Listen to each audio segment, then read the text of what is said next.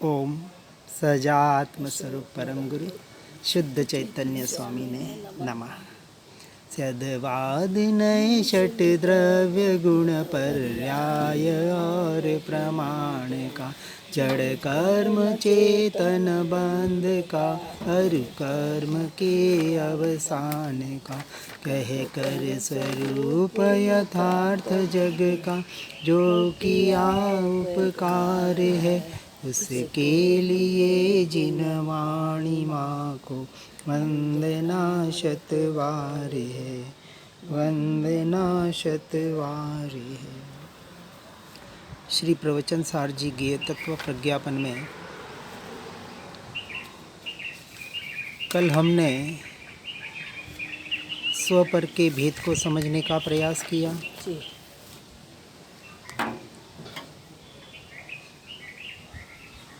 पर समय और स्व समय जिसकी प्ररूपणा पूर्व समय सार जी में बताई गई, तो ऐसे वास्तविक लक्षण को जानकर समझकर अपने निर्णय को, अपने श्रद्धान को यहाँ पक्का करने का हमें प्रयास करना है। पर द्रव्य और उसके निमित्त से होने वाले प्रभाव मुझसे संपूर्ण तो भिन्न है ही है, लेकिन मेरी ही शुद्ध पर्याय ये अद्भुत शांति का, आनंद का अनुभव वहाँ भी दृष्टि जाना अपने स्वभाव से दूर कहा गया है, क्योंकि अभी दृष्टि गुणों पर गई।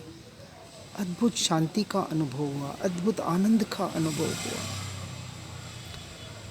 ये इंद्रियों की अनुभूति नहीं, वो तो दिव्य प्रकाश, दिव्य ध्वनि, ये तो बहुत दूर की बात, ये तो पर की पर्याय, उद्गल की पर्याय।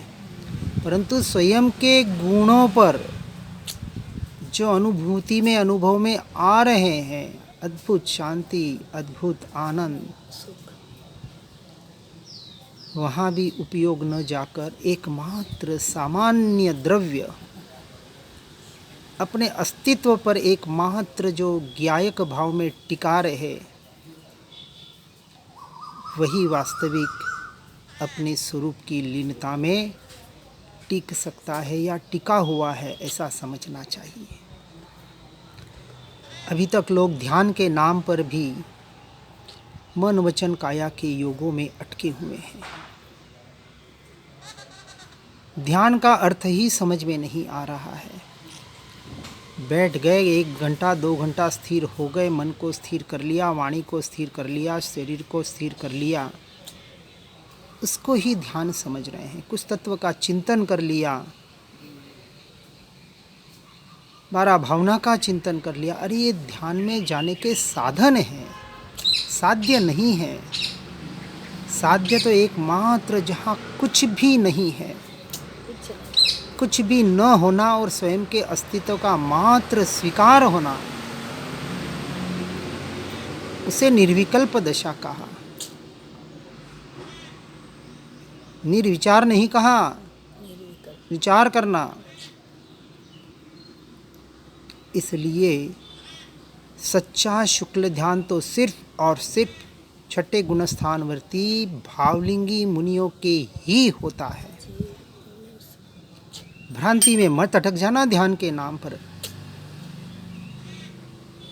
अभी मन वचन काया के योगों में जो रमा हुआ है उसे धर्म ध्यान भी नहीं है।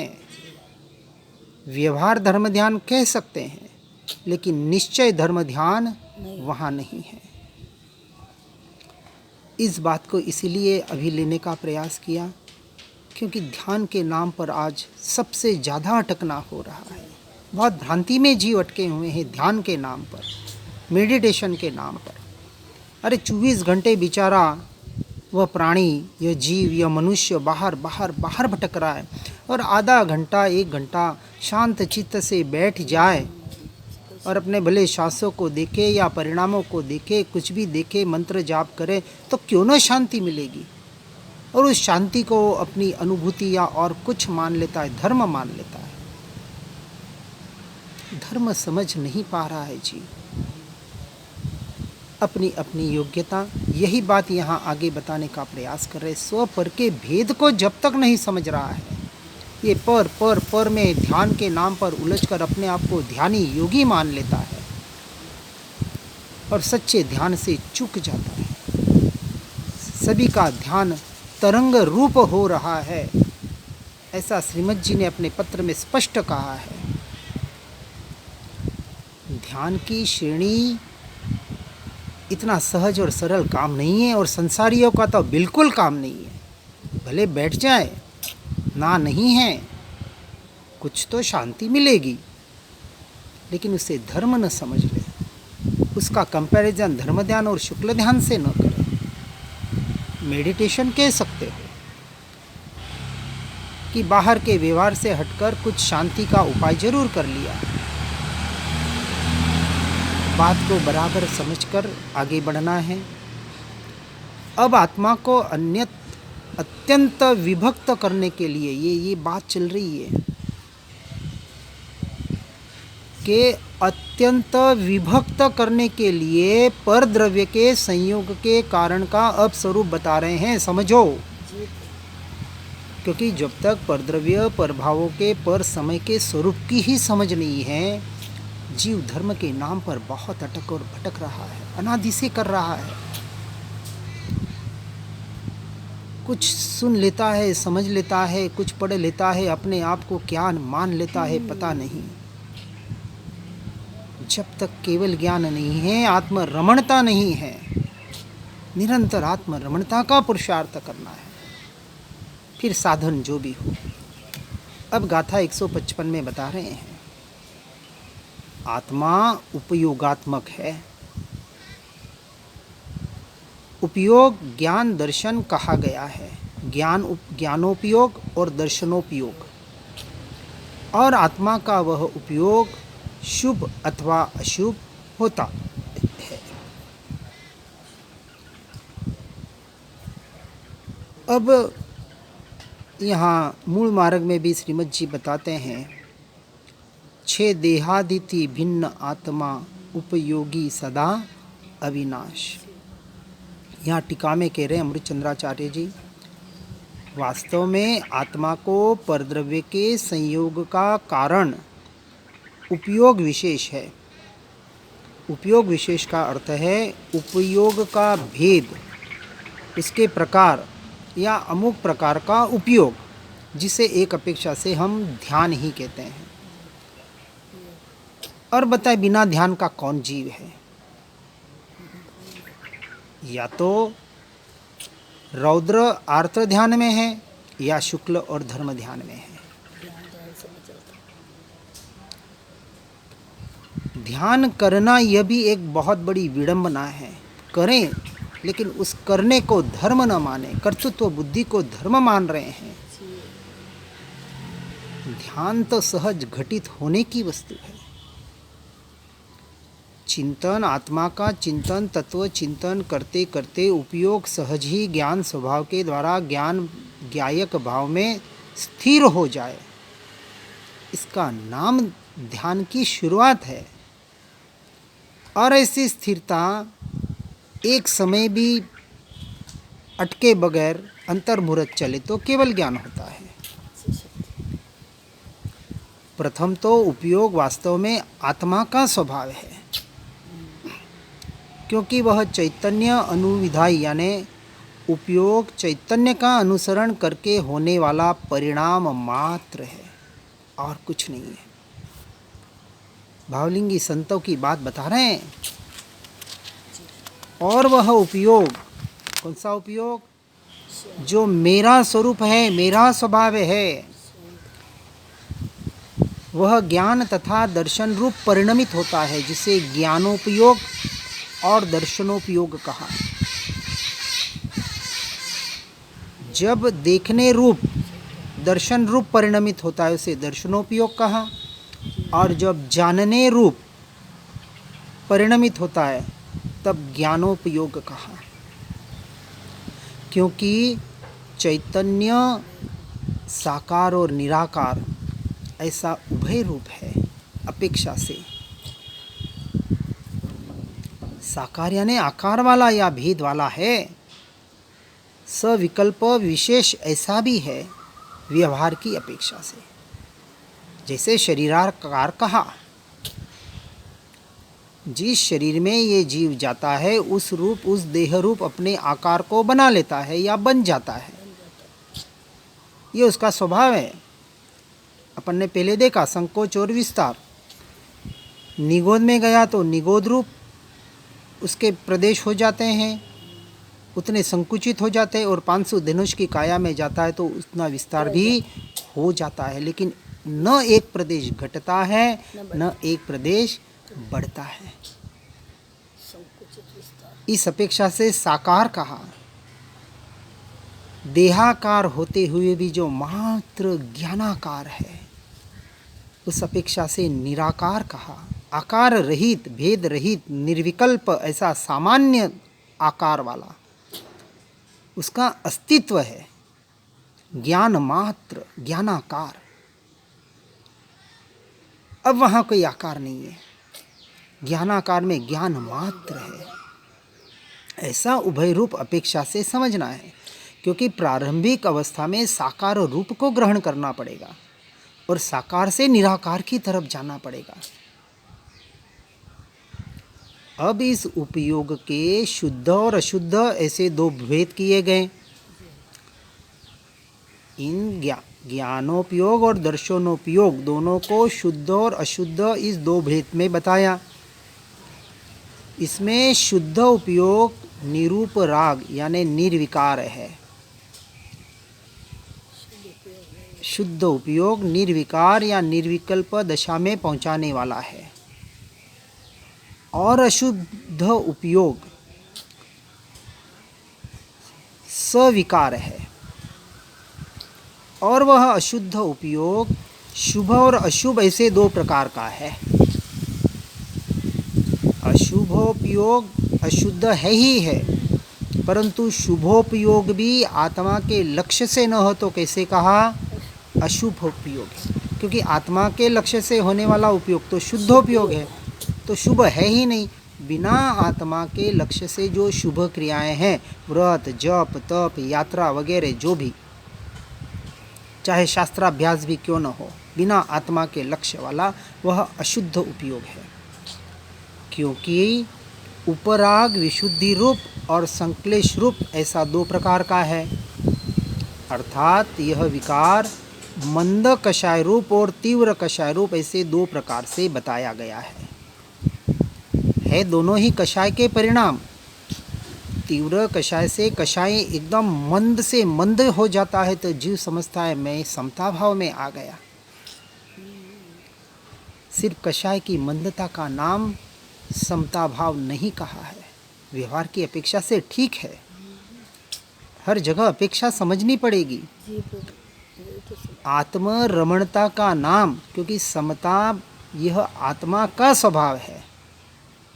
समभाव में आना यानी आत्मा में आना, अपने स्वरूप में आना, स्वभाव में आना, उसका नाम समता भाव है। जीवों ने कषायों से कंपैरिजन कर लिया। यदि ऐसा माना जाए तो श्रेणिक महाराजा भरत चक्रवर्ती को, जिन्हों के कषायें तीव्र थी, 63,000 साल युद्ध करने गए, सगे भाई को जमीन के लिए मारने का भाव आया, करण करावण अनुमोदन किया। ऐसा उग्र क्रोध, इससे बड़ा क्रोध क्या होगा? सगे भाई को मारने का भाव नहीं, सारी क्रियाएं कर लेना, चक्र छोड़ दिया। और हम कहेंगे ये क्षयिक समकीति, तो इन बाहर की कषाय से कोई लेना देना नहीं है। तीव्र कषाय भी सम्यक दृष्टि हो सकता है, और मंद कषाय, मंद से मंद कषाय भी मिथ्या दृष्टि हो सकता है।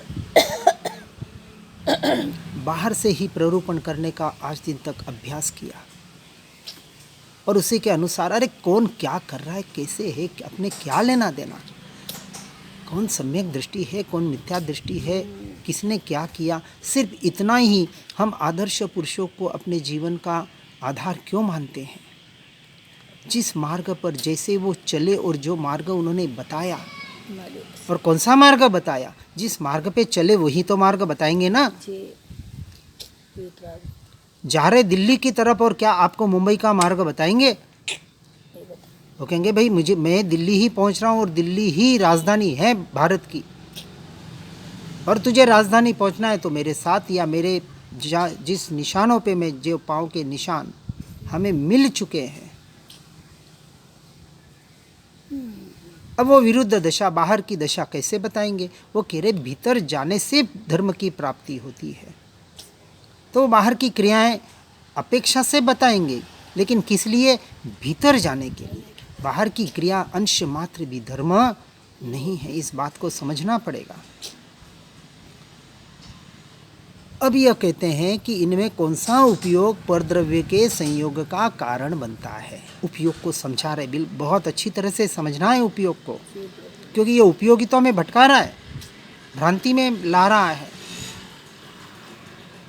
तो गाथा 156 में कहते हैं, उपयोग यदि शुभ हो तो जीव के पुण्य संचय को प्राप्त होता है, और यदि अशुभ हो तो पाप संचय होता है। उनके यानी दोनों के अभाव में संचय नहीं होता। देखिए आश्रव, ये उपयोग आश्रव करा रहा है। जब तक शुभोपयोग और अशुभोपयोग है तब तक आश्रव है, और दोनों से उपयोग को हटाकर जब शुद्धोपयोग की तरफ जीव मुड़ता है तो संवर शुरू होता है, और जब उस शुद्धोपयोग में लीन होता है अपने स्वरूप और स्वभाव में, तब अनंत गुणा निर्जरा होती है, उसके पहले नहीं।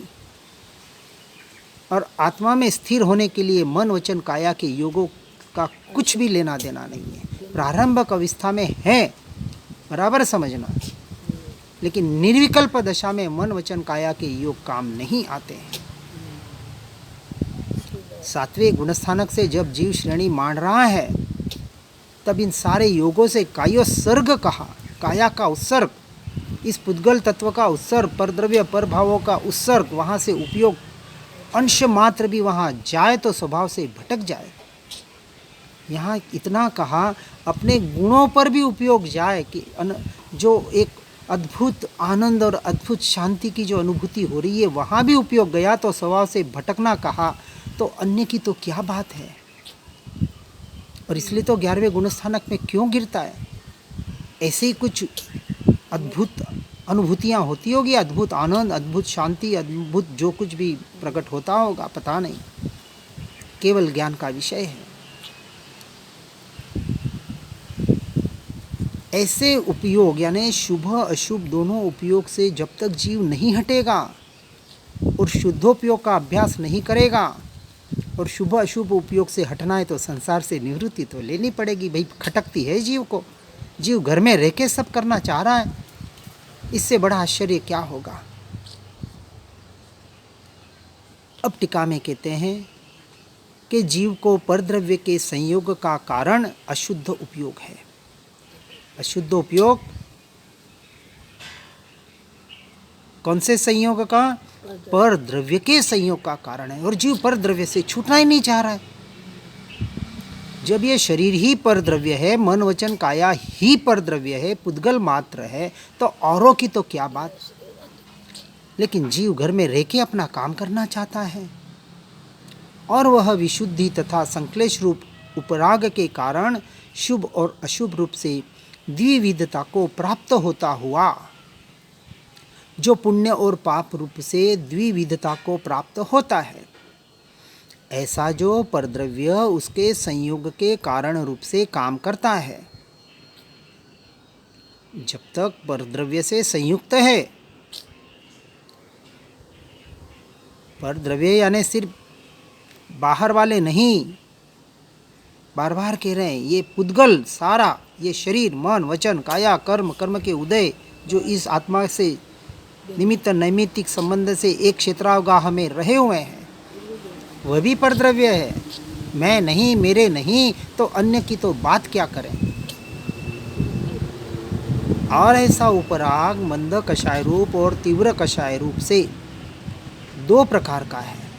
इसलिए अशुद्ध उपयोग भी शुभ और अशुभ के भेद से दो प्रकार का बताया। उसमें से शुभोपयोग पुण्य रूप परद्रव्य के संयोग का कारण होता है और अशुभोपयोग पाप रूप परद्रव्य के संयोग का कारण होता है, और दोनों संसार में भटकाने वाले हैं। किंतु जब दोनों प्रकार के अशुद्धोपयोग का अभाव किया जाता है, यानी अशुभ राग और शुभ राग, अशुभ क्रिया वहाँ से तो 100% हटना है, परंतु शुद्ध के लक्ष्य से, शुभ क्रियाओं से, शुभ भावों से भी हटना है। उसे धर्म मत मान लेगा भूल कर भी। ऐसे अशुद्धोपयोग का अभाव किया जाता है, तब वास्तव में उपयोग शुद्ध ही रहता है। आत्मा तो शुद्ध शुद्ध और शुद्ध ही है। तो आस्ति से तो है, नास्ति से जो उपयोग बाहर जा रहा है उसका भी साथ में पुरुषार्थ करना कहा गया है, क्योंकि पुरुषार्थ भी वीर्य गुण की पर्याय है और सब कुछ पर्याय में ही घटित हो रहा है। ये देखना, जानना, उपयोग, पुरुषार्थ सब कुछ पर्याय में ही हो रहा है, और अभी आत्मा की अनुभूति भी पर्याय में ही होगी। और जो पर्याय में आत्मा की अनुभूति है वो वास्तविक पर्याय की अनुभूति है, आत्मा की नहीं है। परंतु उसे व्यवहार की अपेक्षा से, चौथे गुणस्थानक की अपेक्षा से आत्मा की अनुभूति यानी सम्यक श्रद्धान, यही अनुभूति का विषय है। प्रत्यक्ष आत्मा की अनुभूति तो केवल ज्ञान का विषय है। असंख्य प्रदेशी आत्मा, अनंत गुणों का आत्मा अभी हमारे दृष्टि का विषय नहीं है। अनंत गुण और असंख्य प्रदेश, उसका जो घनपिंड, ऐसा जो एक द्रव्य, वो द्रव्य हमारे दृष्टि का विषय बन रहा है, श्रद्धान का विषय बन रहा है। इसलिए जब अशुद्ध उपयोग का अभाव किया जाए तो उपयोग शुद्ध रहता है, और वह परद्रव्य के संयोग का अकारण ही है। परद्रव्य पर भावों का अंश मात्र भी अब उसे इसकी जरूरत ना रही। अब वो कारण कार्य संबंध भी न रहा। अब अपना कार्य भी मैं और कारण भी मैं ही हूँ। मेरी पर्याय तो मैं ही हूँ ना। तो ये देह, मन, वचन, काया, ये सारे भाव ये बीच में आए कहाँ से? आत्मानुभूति में कुछ भी नहीं है।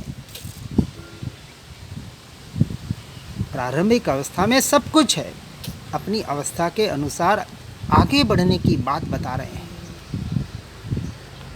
अर्थात शुद्धोपयोग पर द्रव्य के संयोग का कारण नहीं है।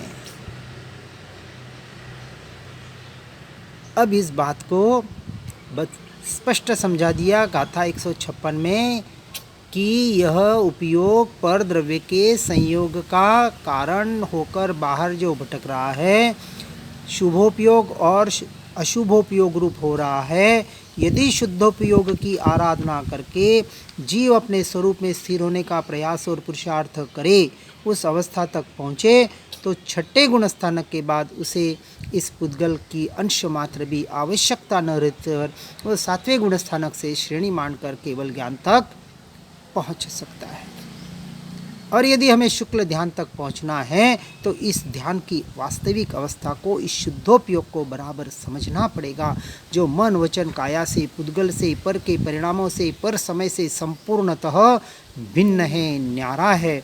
ऐसे स्व समय को समझकर अनंत काल के लिए उसमें लीन होने का प्रयास और पुरुषार्थ करें। इसी भावना के साथ ओम नमः सिद्धम।